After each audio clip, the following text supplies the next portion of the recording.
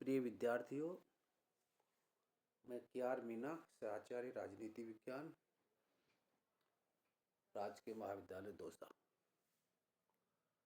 आज का हमारा टॉपिक है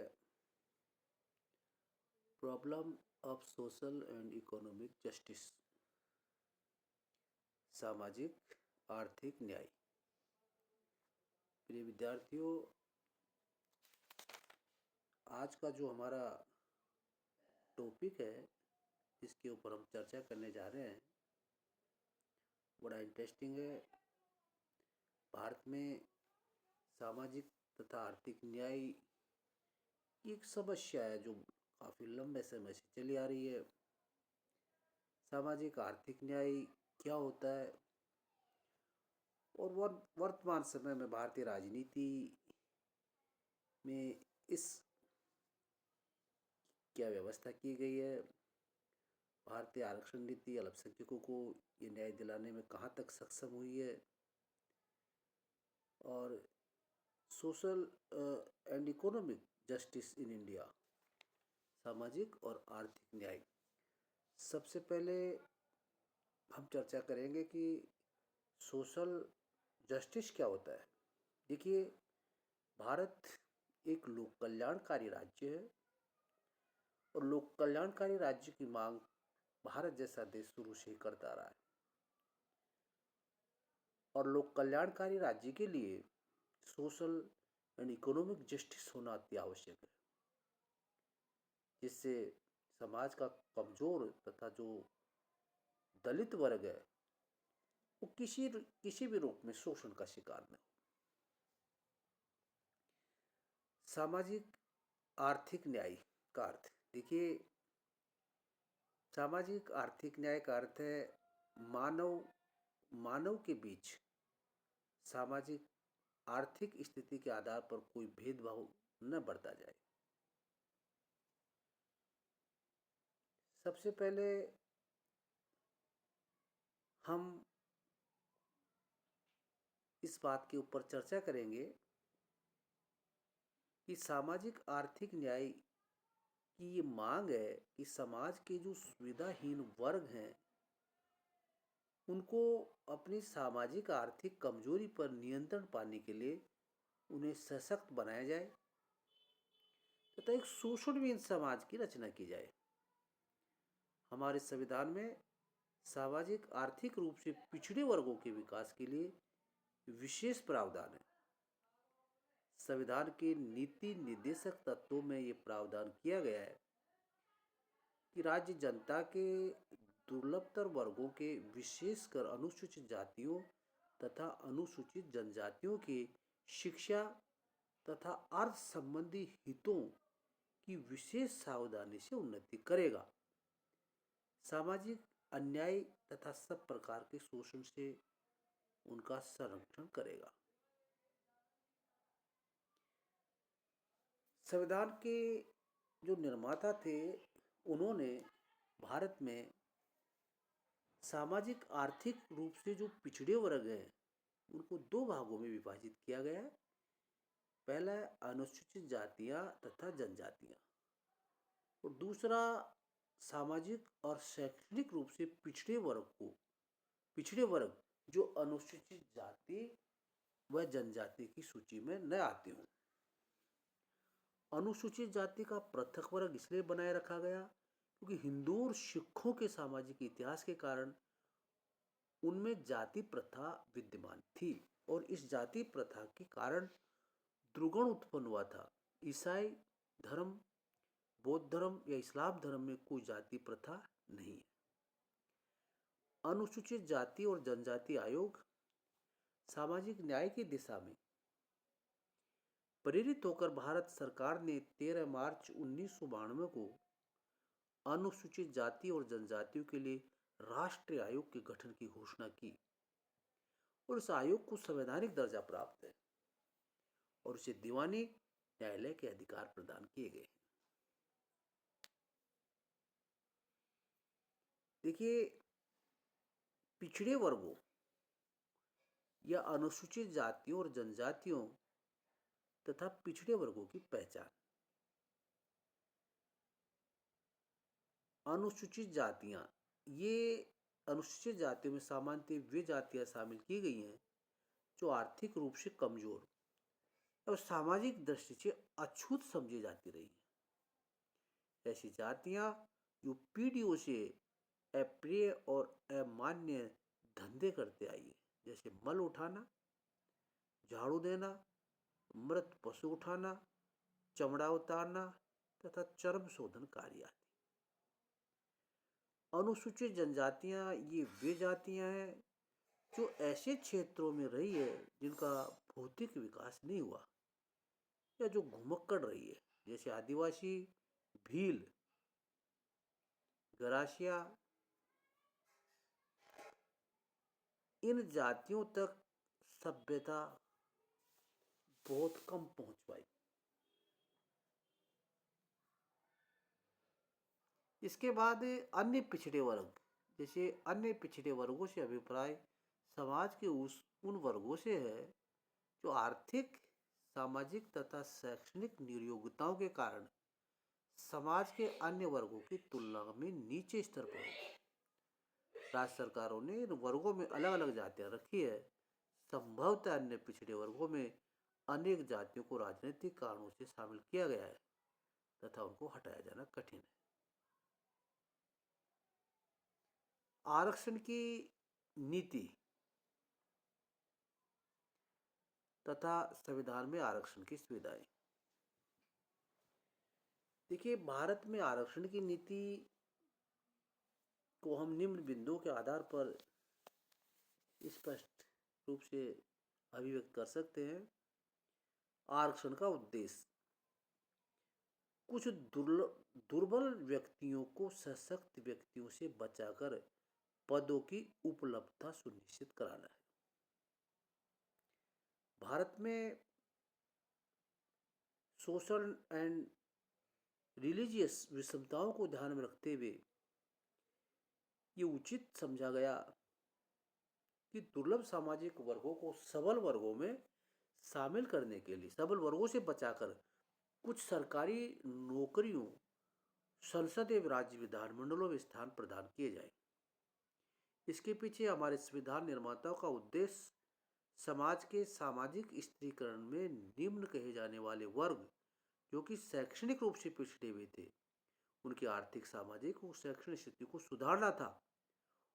और उनका विचार था कि वर्षों से ये जो पद दलित और शोषित वर्गों का सर्वांगीण उन्नयन कर समाज में उनको प्रतिष्ठा और सम्मानजनक स्थान दिलाना ही सामाजिक न्याय की स्थापना होगी। इस सामाजिक न्याय की स्थापना के लिए आरक्षण को माध्यम बनाया गया।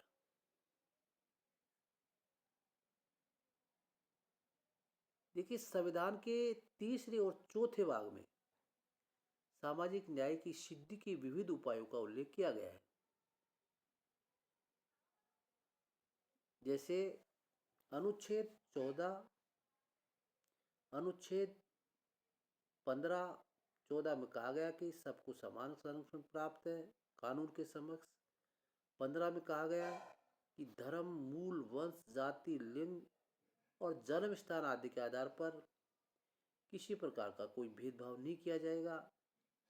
16 कहता है कि राज्याधीन पदों पर नियुक्ति में सब नागरिकों को समान अवसर और समानता दी जाएगी। 17 छुआछूत का अंत करता है। 23 ये कहता है कि श्रम अथवा बेगार का अंत कर दिया गया है। 29-30 कहता है कि अल्पसंख्यकों की शिक्षा और संस्कृति संबंधी हितों या अधिकारों के संरक्षण की व्यवस्था का प्रावधान किया गया है। 41 कहता है कि सभी व्यक्तियों को काम पाने, शिक्षा पाने तथा बीमारी, बुढ़ापा, बेकारी आदि के अभाव की दशाओं में सुधार करने का प्रावधान किया गया है। 45 बालकों के लिए निःशुल्क शिक्षा, अनिवार्य शिक्षा उपलब्ध कराता है। 46 अनुसूचित जाति, आदिम जाति, अन्य दुर्लभ वर्गों की शिक्षा और अर्थ संबंधी हितों की उन्नति करता है। तो भारत के संविधान में इस प्रकार का सिस्टम किया गया है कि पिछड़े वर्गों से संबंधित संवैधानिक व्यवस्थाएं जैसे क्या क्या है। अनुच्छेद 15(4) के अनुसार सामाजिक और शैक्षणिक दृष्टि से जो पिछड़े हुए नागरिकों के लिए हैं, उन्हें किन्हीं वर्गों की उन्नति के लिए अनुसूचित जातियों तथा अनुसूचित जनजातियों के लिए विशेष व्यवस्था कर सकता है। अनुच्छेद 16(4) पिछड़े हुए नागरिकों के किसी वर्ग के पक्ष में जिनका प्रतिनिधित्व राज्य की राय में राज्य के अधीन सेवाओं में पर्याप्त नहीं हुआ है, नियुक्तियां या पदों के आरक्षण के लिए विशेष व्यवस्थाएं कर सकता है। अनुच्छेद 46 कहता है कि जनता के दुर्लभ वर्गों के विशेषकर अनुसूचित जाति और जनजातियों की शिक्षा और अर्थ संबंधी हितों के विशेष प्रावधानों में वृद्धि करेगा और सामाजिक अन्याय तथा सभी प्रकार के शोषण से उनका संरक्षण करेगा। अनुच्छेद 340 ये कहता है कि राष्ट्रपति सामाजिक और शैक्षणिक दृष्टि से जो पिछड़े वर्ग के लोग हैं, उनकी दशा और कठिनाइयों का अन्वेषण कराने और उन्हें दूर करने और उनकी दशा को सुधारने के लिए सिफारिशें कर सकता है।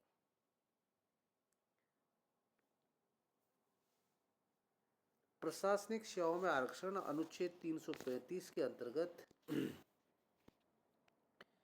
केंद्र तथा राज्य सरकारों के अधीन जो सेवाएं हैं, उसमें अनुसूचित जाति और जनजातियों को समुचित प्रतिनिधित्व देने का आश्वासन दिया गया है। अखिल भारतीय सेवाओं में खुली प्रतियोगिता के द्वारा सीधी भर्ती से भरे जाने वाले पदों में अनुसूचित जाति के 15% और अनुसूचित जनजातियों के 7.5% और ओबीसी के 27% आरक्षण की व्यवस्था का प्रावधान किया गया है।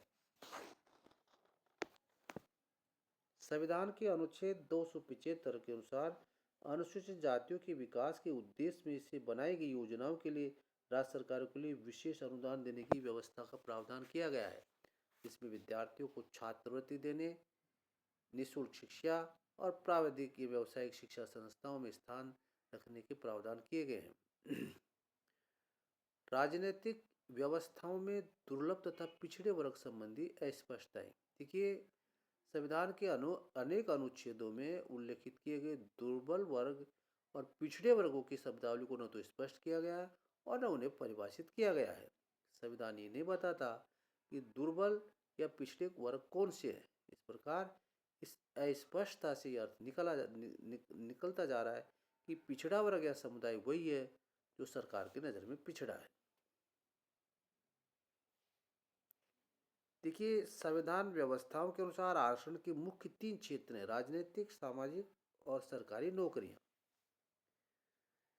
इनमें प्रथम 2 प्रकार के आरक्षणों पर कोई विवाद नहीं हुआ है, लेकिन तीसरे प्रकार का जो आरक्षण का विषय है, क्योंकि वह योग्यता और समानता की उपेक्षा करता है और अयोग्यता तथा असमानता का पक्ष लेता है। इसे अकुशलता, निराशा, असंतोष, विरोध, शत्रुता, आंदोलन और हिंसा को बढ़ावा मिला है, जो कभी भी देश को गहरा युद्ध में ढकेल सकता है। अनुसूचित जाति और जनजातियों के लिए पदोन्नति में आरक्षण। 1955 में सरकारी नौकरियों में अनुसूचित जाति और जनजातियों के सदस्यों के लिए पदोन्नति में आरक्षण का लाभ मिल रहा है और समय समय पर सर्वोच्च न्यायालय के निर्णयों के कारण इस संबंध में संविधान में संशोधन भी किए गए हैं। जैसे सर्वोच्च न्यायालय की विशेष संविधान पीठ ने 1992 में ये निर्णय दिया था कि आरक्षण केवल प्रारंभिक नियुक्तियों तक ही सीमित है, अतः पदोन्नति में आरक्षण नहीं किया जा सकता तथा जहाँ लागू है उसको अगले 5 वर्ष तक लागू रहेगा। और सर्वोच्च न्यायालय के मत में पदोन्नति में आरक्षण अनुच्छेद 335 के अनुसार प्रशासन में कार्य कुशलता के हित में नहीं है। 70वें संविधान संशोधन जो 1995 के द्वारा संसद के अनुच्छेद 16 में एक नया खंड 4 के जोड़ा। इसमें निर्धारित किया था कि अनुसूचित जाति और जनजातियों के लिए किसी वर्ग के लिए इसका राज्य की नौकरियों में पर्याप्त प्रतिनिधित्व प्राप्त नहीं हुआ है तो पदोन्नति में आरक्षण मिलेगा।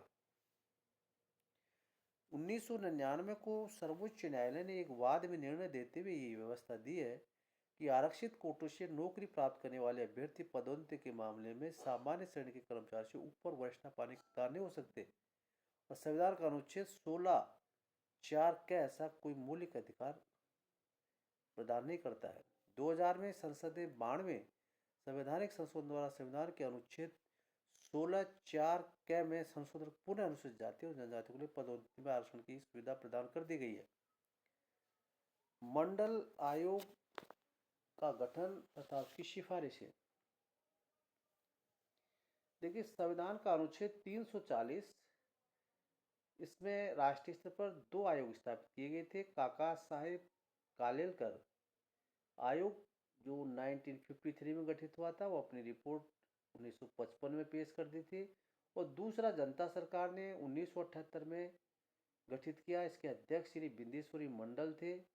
इसने अपनी रिपोर्ट 31 दिसंबर 1980 को राष्ट्रपति को सौंप दी और जिसे 1982 में अप्रैल में संसद में पेश किया गया और रिपोर्ट को पूर्णतः प्रकाशित नहीं किया गया। मंडल आयोग की जो गठित करने वाली अधिसूचना थी, उसमें कहा गया था आयोग समाज के सामाजिक, शैक्षणिक और आर्थिक दृष्टि से पिछड़े वर्गों की पहचान करेगा। और मंडल आयोग ने अपनी निम्न सिफारिशें दी कि ओबीसी के लिए 27% आरक्षण का इसने प्रावधान किया गया। इसमें 3743 जातियों की अन्य पिछड़े वर्गों में शामिल किया गया और इनको सरकारी नौकरियों में, निजी और सरकारी दोनों ही नौकरियों में 27% स्थान आरक्षित किए जाएं। ओबीसी की जनसंख्या 52% है। अनुसूचित जाति और जनजातियों के जो आरक्षण उनकी संख्या के अनुपात में सुरक्षित रखा गया है। इस आधार पर ये जातियां 52% आरक्षण का दावा कर सकती है, लेकिन सर्वोच्च न्यायालय के निर्णय के अनुसार 50% आरक्षण नहीं हो सकता, क्योंकि 22.5% आरक्षण पहले से ही अनुसूचित जाति और जनजाति को दिया जा चुका है। इसलिए इन पिछड़ी जातियों के लिए 27% आरक्षण की सिफारिश करता है।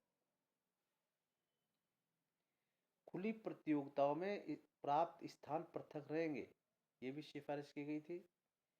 कोटे के अपूरित भाग को 3 वर्ष तक के लिए ले जाना, ये भी आयोग ने इस तरीके की भी का प्रावधान किया गया है। और न्यूनतम आयु में भी छूट का प्रावधान किया गया है।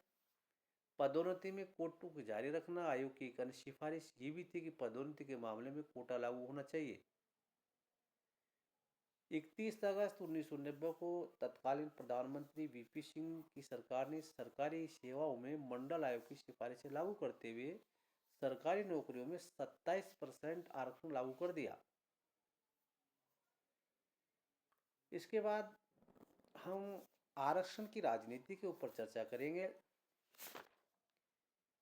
भारत में आरक्षण की जो राजनीति है,